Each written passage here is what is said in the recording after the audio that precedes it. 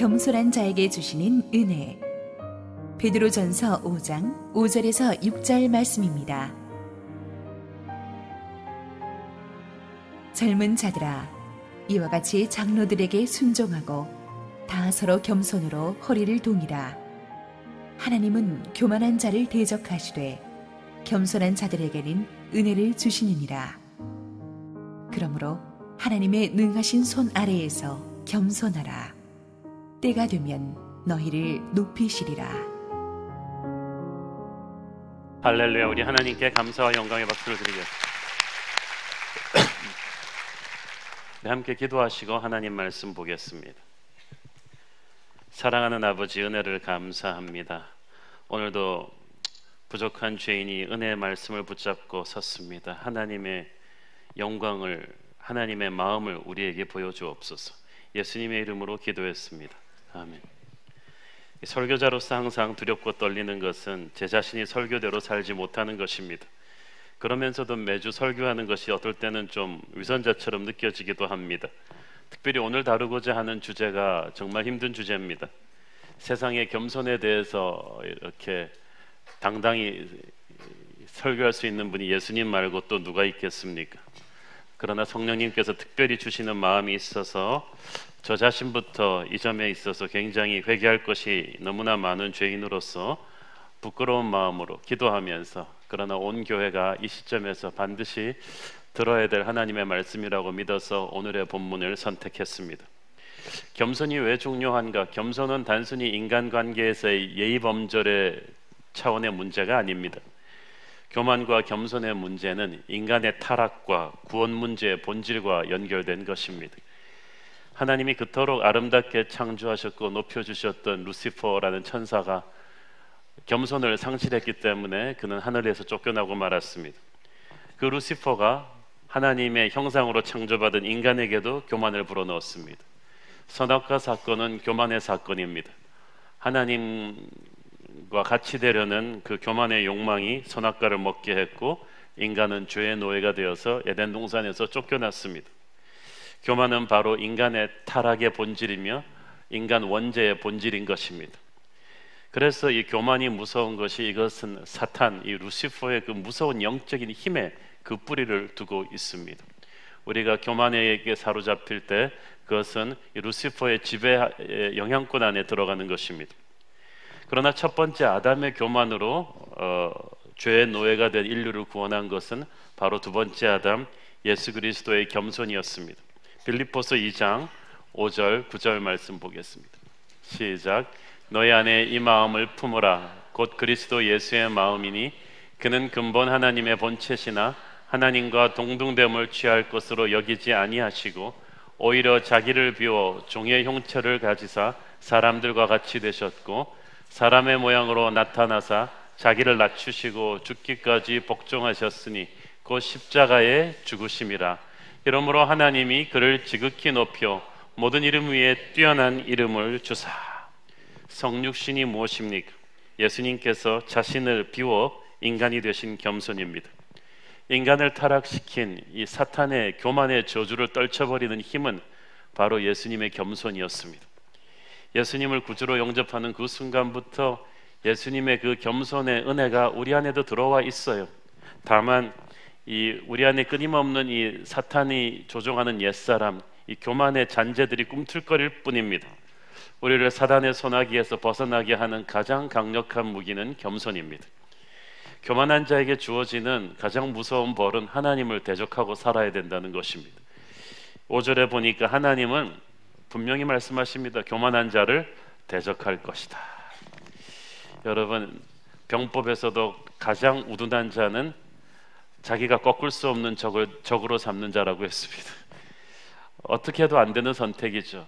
여러분이 하나님의 적의 자리에 들어가면은 인생에서 뭘 해도 안 됩니다.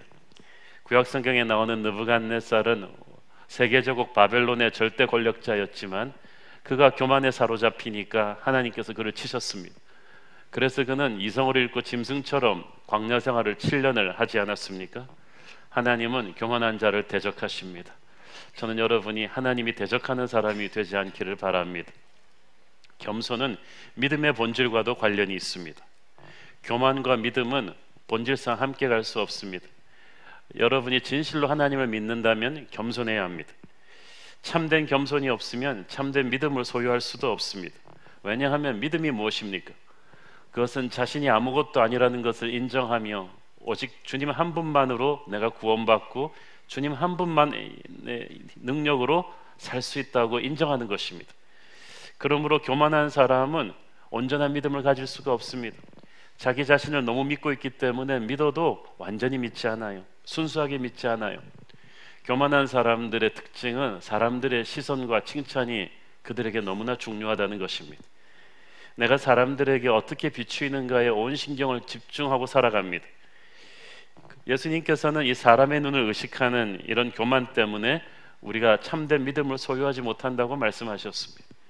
요한복음 5장 44절 읽겠습니다. 시작.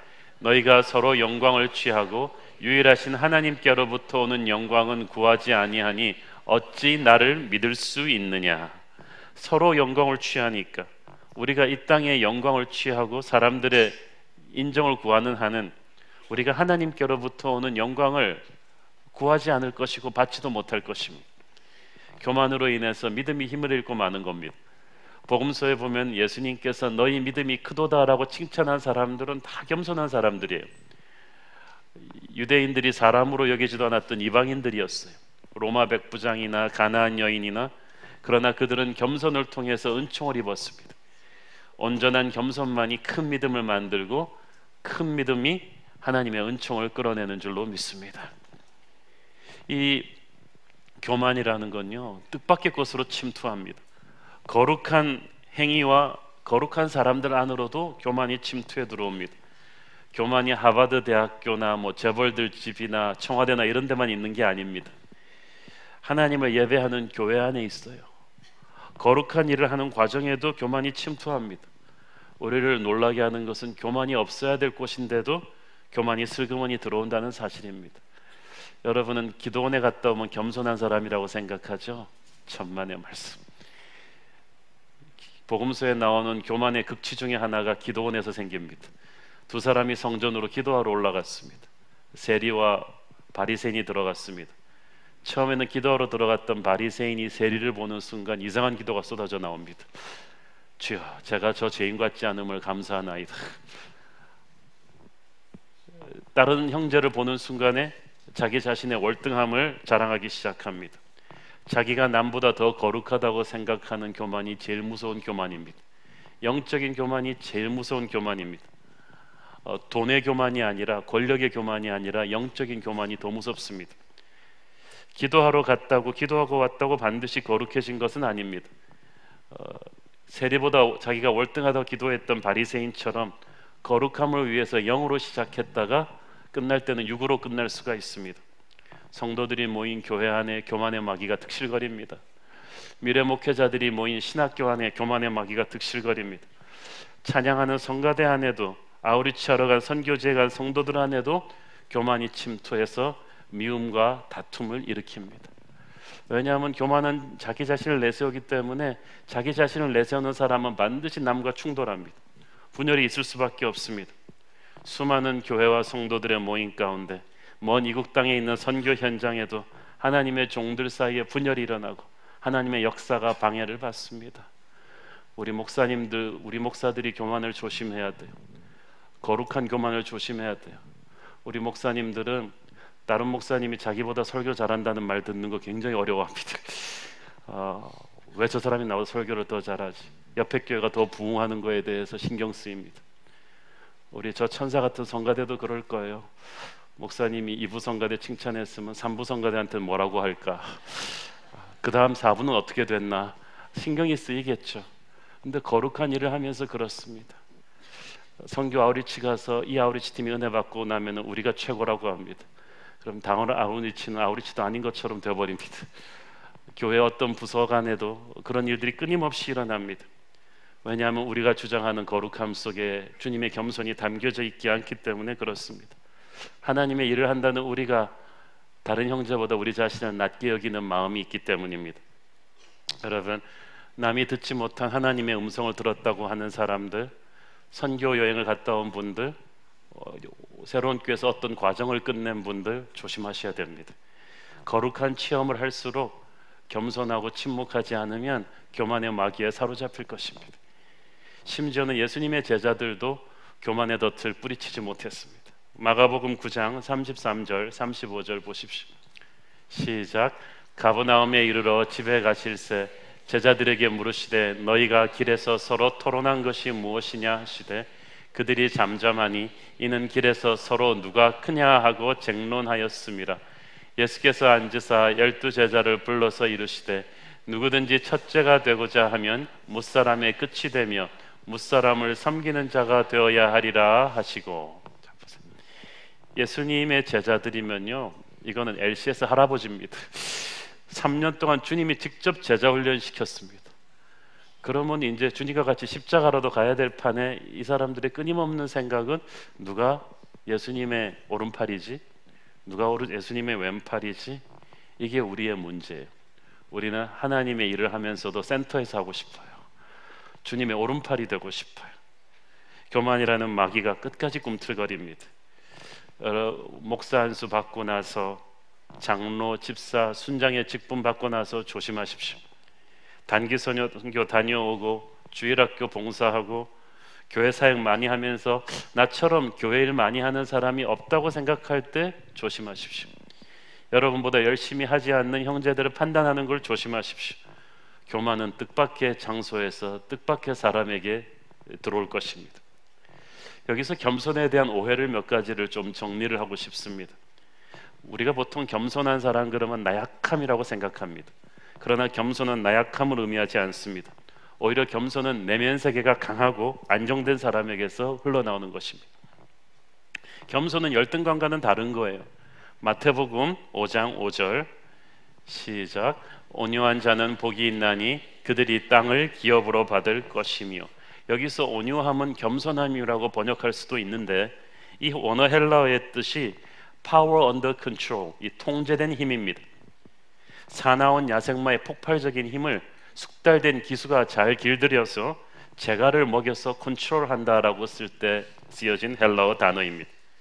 겸손은 능력이 없는 사람이 하는 말이 아니고 하나님이 주신 능력을 하나님의 것으로 인정하면서 하나님의 통제를 받는 사람을 말합니다.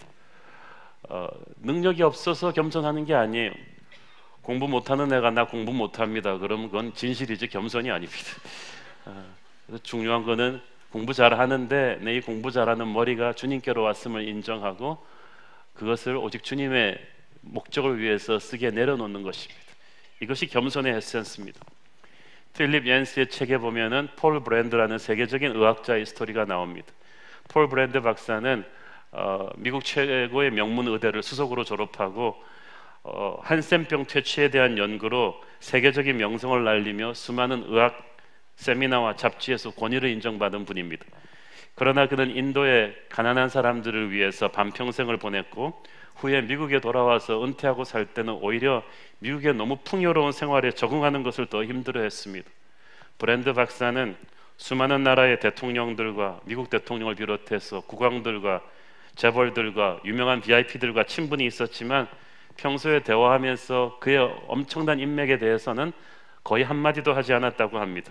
오히려 그는 자신의 실패와 실수들을 정직하게 이야기하고 자신이 이룬 업적들에 대한 공로는 다른 사람들에게 돌렸습니다.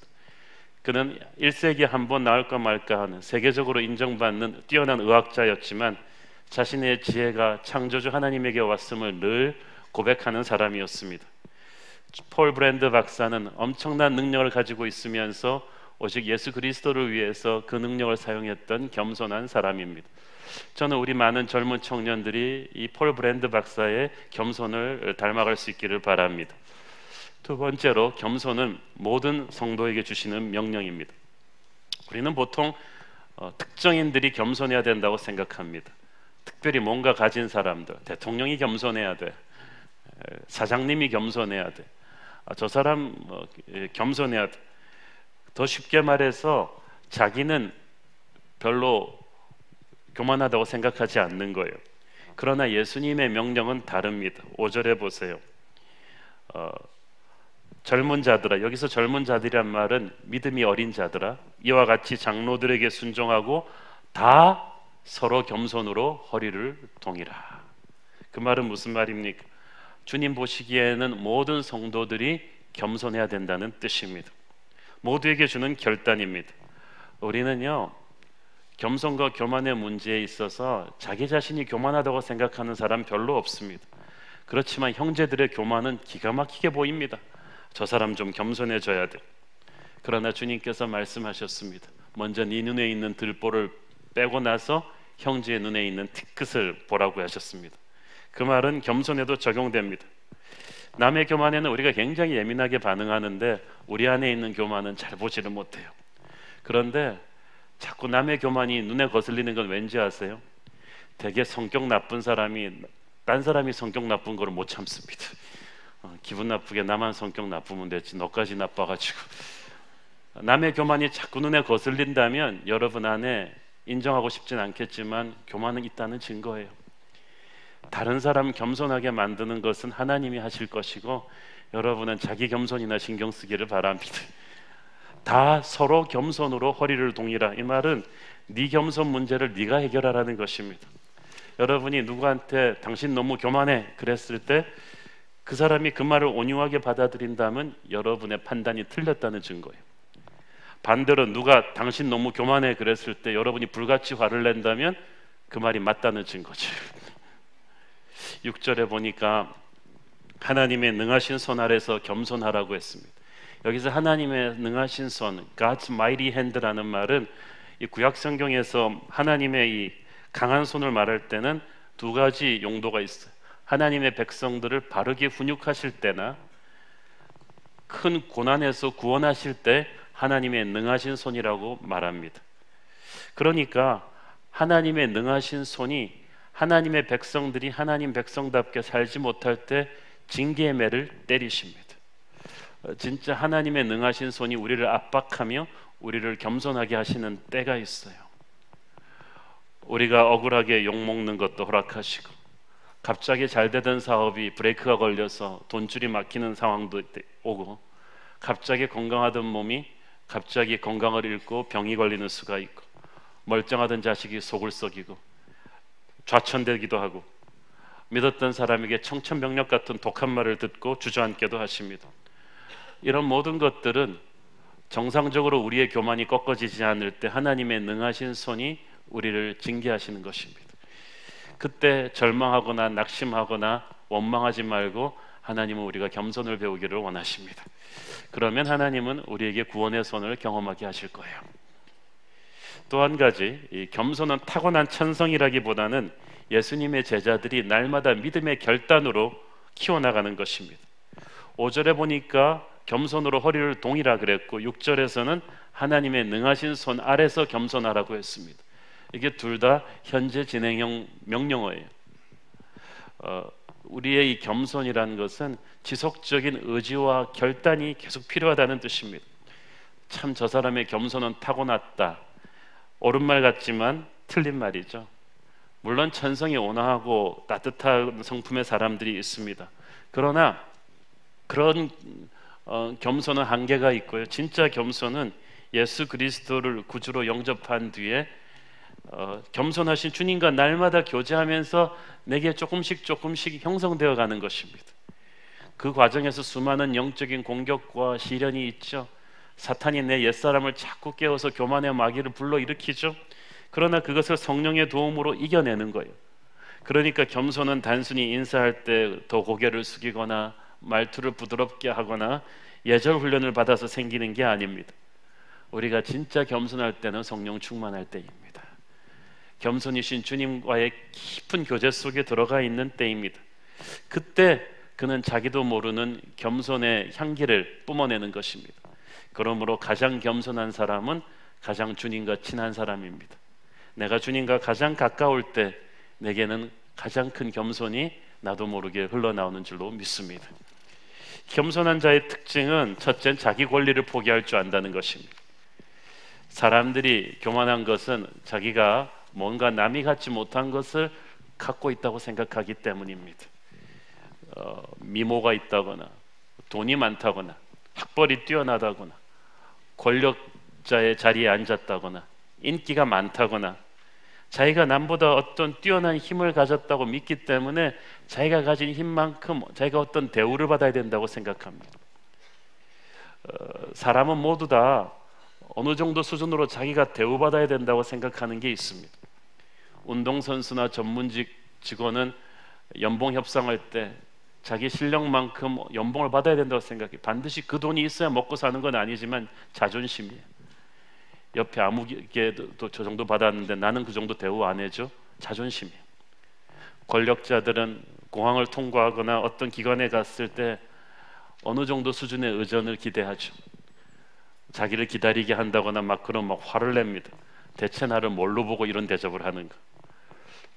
그런데 그 옛사람의 습성이 교회 안에서는 또 있어요. 교회 안에서는 드러내놓고 표현을 못해서 그런지 속으로 섭섭한 사람들이 많은 것 같아요. 섭섭이라는 마귀가 많아요. 내가 어느 수준으로 대접받아야 된다고 생각하는 것 자체가 교만입니다. 저와 여러분에게서 그 생각 자체가 사라지기를 바랍니다. 겸손은 힘을 가진 자가 당연히 받아야 될 권리를 포기하는 것입니다. 예수님이 보여주신 겸손이 그것이 아니겠습니까? 우리는 조금만 높은 자리에 있다가 낮은 자리에 내려오면 견디지를 못합니다. 큰 평수 아파트 살다가 사업이 안 돼갖고 작은 평수 아파트로 옮기면 친구들한테 주소를 숨깁니다. 창피해가지고. 그러나 주님은 우리를 구원하시기 위해서 하늘 보좌에서 땅으로 주소를 바꾸셨습니다. 그 엄청난 추락이 주님의 사랑입니다. 사랑하는 여러분, 저와 여러분, 우리가 대접받아야 된다고 생각하는 것에서 한번 팍 내려보지 않겠습니까? 우리가 조금씩 우리가 누릴 수 있는 것보다 덜 누려보지 않겠습니까? 좋은 자리에 앉을 수 있는 권리, 힘든 일 안 해도 되는 권리들을 우리의 일상생활에서부터 포기하기 시작하십시오. 그것이 주님의 겸손인 줄로 믿습니다. 겸손한 자는 자기의 한계를 인정합니다. 시편 16편 6절 시작. 내게 줄로 지어준 구역은 아름다운 곳에 있으며 나의 기업이 실로 아름답도다. 내게 줄로 지어준 구역이 있다 그랬어요. 그것은 하나님이 내 인생에 그어주신 한계를 말합니다. 여러분, 우리 인생에는 다 한계가 있어요. 그죠? 어린아이일 때는 우리 전부 다 빨간 망토 메고 다니면서 그냥 나는 슈퍼맨이다 그러다가 점프하기도 하고 자기 한계를 모르는 게 어린 거예요. 어른이 되어갈수록 한계를 알죠. 내가 이 정도 대학 나와서 이 정도 돈 벌면 어느 정도 수준으로 살겠다는 한계를 너무 빨리 우리가 요새 깨닫게 돼요. 하나님께서 우리를 뒤를 둘러보면은 우리의 건강도 완벽하게 주시지 않았어요. 공부를 잘했는데 나보다 공부 잘하는 사람 많아요. 나보다 능력 있는 사람 많아요. 내 자녀도 내 욕심만큼 탁월하게 뻗어나가지 못해요. 그러면 여러분은 불만족스러운 마음을 갖고 사십니까? 나보다 줄로 지어진 구역이 더 넓은 사람들을 부러워하고 있지 않습니까? 그 마음이 교만이에요. 그 질투하는 마음이 바로 교만이에요. 질투는 내가 가져야 되는데 저 사람이 갖고 있다는 것에 대한 분노거든요. 교만한 마음이에요. 그러나 겸손은 하나님이 내게 줄로 지어진 구역을 저주로 여기지 말고 축복으로 감사하는 것입니다. 오히려 한계가 축복일 수가 있습니다. 돈을 가졌기 때문에 인생이 망가지는 사람 많습니다. 그러므로 여러분이 경제적으로 풍족하지 못하다고 해서 그렇게 기죽지 마십시오. 하나님께서는 여러분에게 건강의 한계, 돈의 한계, 능력의 한계 주셨지만 그 하나님이 줄로 주어주신 그 한계 속에 하나님의 사랑을 깨닫고 만족하는 것, 그것이 겸손인 줄로 믿습니다. 겸손한 자는 그래서 감사할 줄을 알아요. 교만한 자의 특징은 땡큐가 없다는 거예요. 겸손한 자는 자기가 이룬 게 아무것도 없음을 알아요. 구원도 자기 힘으로 된 것이 아니고, 자녀도 자기 힘으로 키운 것이 아니고, 자기 사업도 자기 힘으로 하는 것이 아니고 100% 하나님이 해주신 것임을 압니다. 그래서 하나님 감사합니다를 입에 달고 삽니다. 지난주에 저는 우리 교회에서 집사님이 CEO로 근무하시는 한국의 아주 굴지의 대기업에 한번 리더십 강의를 간 적이 있습니다. 이분은 남들은 다 은퇴하는 65세에 갑자기 콜링을 받고 CEO로 컴백을 했어요. 그러니까 본인은 항상 감사를 입에 달고 사는 거예요. 좋은 사무실 뭐 이런 것이 이분을 교만하게 만들지를 않았어요. 왜냐하면 지금 있는 그 자리가 자기가 올 수 없는 자리임을 깨닫고 항상 감사하고 그 기도실을 두고 감사하는 그 소탈한 옆집 아저씨 같은 모습에서 예수님의 사람은 바로 이런 것이구나. 진짜 출세했을 때 그 사람이 어떻게 하는가를 보면 그 사람이 겸손을 알거든요. 하나님 감사합니다를 그냥 입에 달고 사시더라고요. 하나님께 감사하는 사람은 동시에 사람들에게도 감사합니다. 왜냐하면 자기 주위에 있는 모든 사람이 하나님이 보내주는 선물임을 알기 때문입니다. 공주병 환자는 다 지잘나서 옆에 붙은 줄 알아요. 내 팬클럽이라고 생각하는데 하나님의 사람은 자기 옆에 붙여준 사람들이 다 하나님의 선물임을 인식합니다. 내가 어떻게 이렇게 귀한 배우자를 만났을까? 어떻게 이렇게 좋은 목사님, 장로님, 집사님, 권사님, 형제 자매들이 내 옆으로 왔을까? 그들의 도움과 격려가 없이는 오늘날에 내가 있을 수가 없지. 그래서 항상 주변 사람들에게 고맙다고 합니다.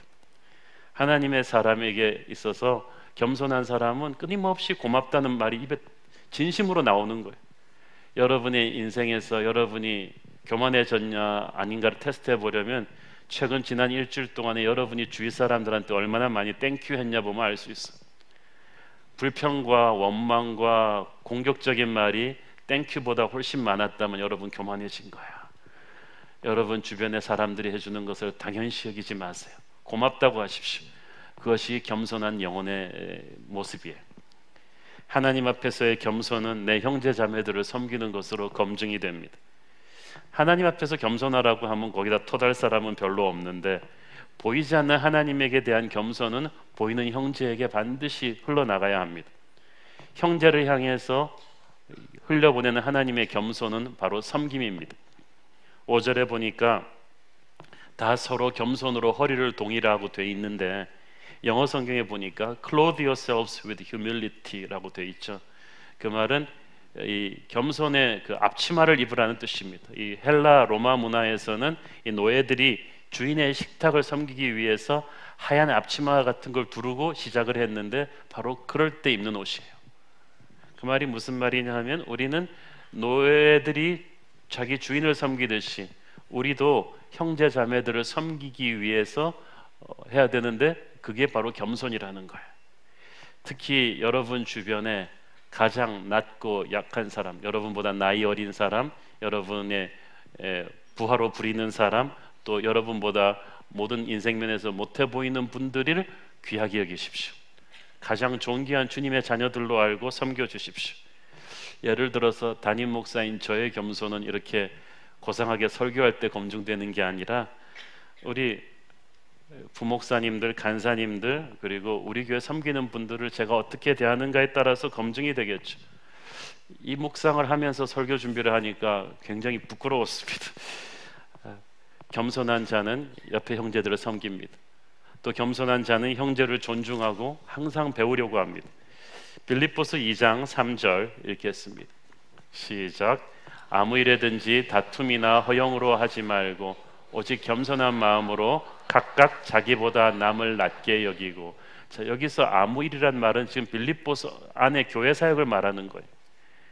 교회 사역을 하면서 다툼이나 허영으로 하지 말고 그랬을 때 허영이라는 말이 영어 성경에는 vain conceit, 무의미한 교만이라고 나와요. 그 교회 일을 하면서 서로 다투면서 내게 더 낫다는 생각으로 내가 너보다 잘하지라는 생각으로 우리 성가대가 니네 성가대보다 낫지, 뭐 우리 사역이 니네 사역보다 낫지 이런 생각으로 하면서 하는 성도들이 그때도 많았다는 거예요. 겸손한 마음으로 뭐라고요? 각각 자기보다 남을 낮게 여기고.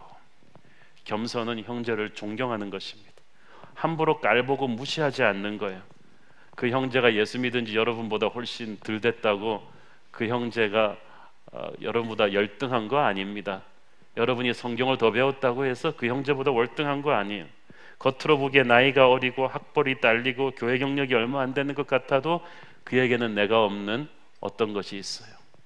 그걸 배우라고 하나님이 그 형제를 우리 옆에 붙여주신 거예요.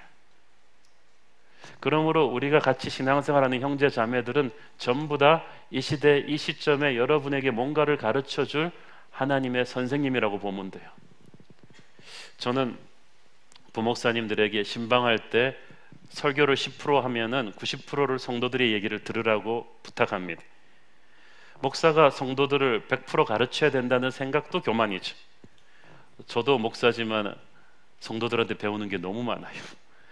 특히 예수 믿은 지 얼마 안 된 초신자분들의 간증을 들으면서 신학교에서도 가르쳐주지 않은 영적인 새로운 깨달음을 깨닫는 때가 한두 번이 아닙니다. 저는 우리 부목사님들한테도 참 많이 배웁니다. 교단이 다른 선후배 목사님들의 설교와 책 대화를 통해서도 굉장히 많이 배웁니다. 지금도 끊임없이 배우려고 합니다. 이 배움의 열정을 놓치는 순간 저는 교만이라는 마귀에게 사로잡힐 것입니다. 겸손한 자는 늘 형제 자매를 자기보다 낮게 여기고 배우기 때문에 대화하면서 대화를 독점하지 않아요. 말하는 것보다 듣기를 많이 합니다.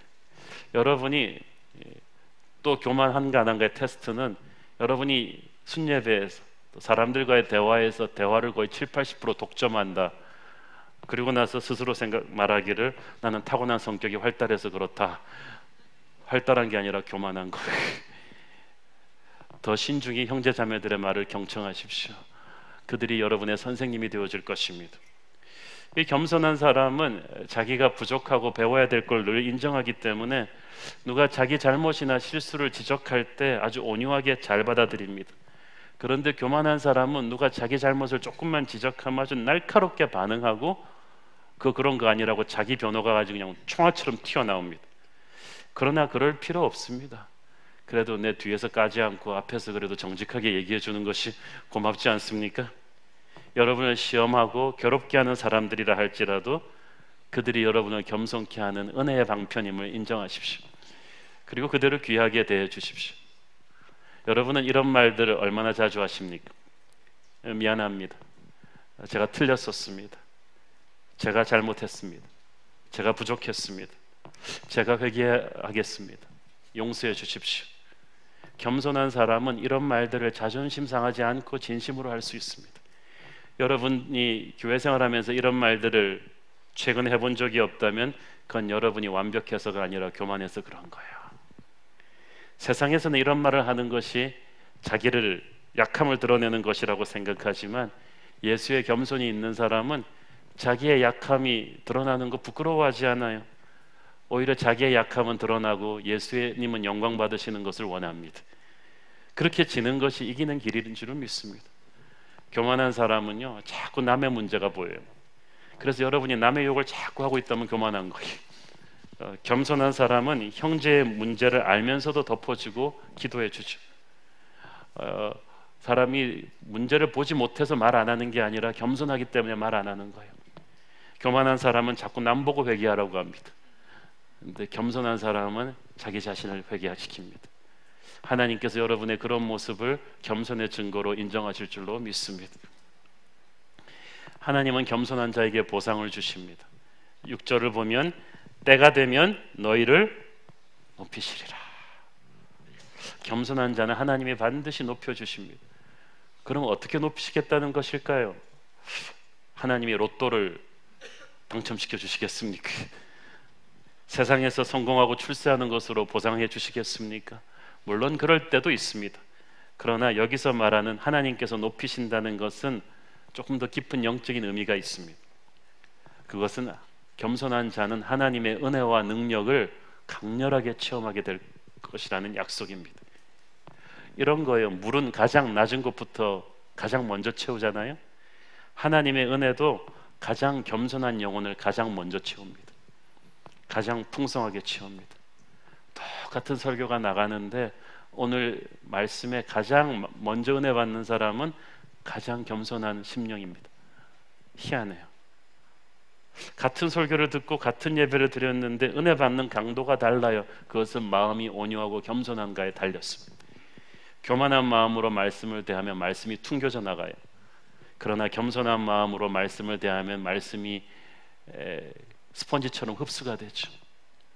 성령께서 흘려주시는 생수의 강은 겸손한 자의 영혼을 가장 먼저 가장 확실하게 적셔줍니다. 말씀을 듣거나 예배를 참여할 때 여러분이 요즘 은혜를 잘 못 받고 있다, 마음이 교만해져 있을 가능성이 굉장히 높습니다. 개인적으로 저도 이렇게 크고 유명한 교회 가서 설교하고 집회할 때는 굉장히 힘든 경우가 있는데, 의외로 작고 연약한 교회 가서 집회할 때 설교하는 저 자신한테 이 은혜의 불이 임하는 경우가 많습니다. 하나님께서 찬양 가사대로 나의 가장 낮고 연약한 마음을 기뻐하시는 것인 줄로 믿어요. 그래서 예수님의 임재와 능력은요, 겸손한 사람들에게 나타납니다. 모세는 이 지상에서 가장 겸손한 사람이었다고 했습니다. 그러니까 모세를 통해서 홍해도 가르시고 그 엄청난 기적도 일으키시는 거야. 은혜를 뜨겁게 체험하기를 원합니까? 저 여러분 겸손해져야 합니다. 하나님의 능력의 사자가 되기를 원합니까? 겸손한 그릇이 되기를 바랍니다. 겸손한 자의 미래는 하나님이 책임지십니다. 많은 사람들이 생각합니다. 이렇게 살벌한 세상에서 내가 내 권리 주장하지 않고 다 낮추고 다 섬기고 다 양보해버리면 내 미래는 누가 챙겨주나? 사람들이 나를 무시하고 다 뺏어가는 거 아니야? 이런 생각할 수가 있습니다. 그러나 결코 그렇지 않습니다. 오늘 5절 6절 말씀이 계속 겸손하라는 명령이었죠. 또 오늘 본문에 나오지 않은 바로 그 다음 절 7절이 뭐라고 하는지 아세요? 7절 함께 읽겠습니다. 시작. 너희 염려를 다 주께 맡기라. 이는 그가 너희를 돌보심이라. 이거 유명한 구절이죠. 성경 표구액자에 다 하는 말인데 이것만 끄집어내서 표구 만들면 안 돼요. 이 말은 5절 6절을 순종한 사람에게 주는 거예요. 겸손하라. 주님의 능하신 손 안에서 겸손한 자의 미래를 주님이 책임지시겠다는 뜻입니다. 여러분, 양보하고 내가 먼저 가서 손 내밀고 용서하고 주님 앞에 무기력함을 인정하고 형제를 낮은 곳에서 섬길 때 여러분의 미래 무너지지 않아요. 하나님이 반드시 책임지실 것입니다. 우리의 교만한 옛 자아를 그대로 놔둔 채 하나님의 축복만을 받으려 애쓰는 그런 이중적인 신앙생활을 저와 여러분은 이제 스톱해야만 합니다. 시퍼렇게 살아있는 내 자아를 오늘 하나님 앞에서 죽여야만 합니다. 마음이 온유하고 겸손한 자만이 하나님의 영광을 드러내게 될 것입니다. 가장 온유하고 겸손하셨던 예수 그리스도를 사랑하십시오. 그분을 만나십시오.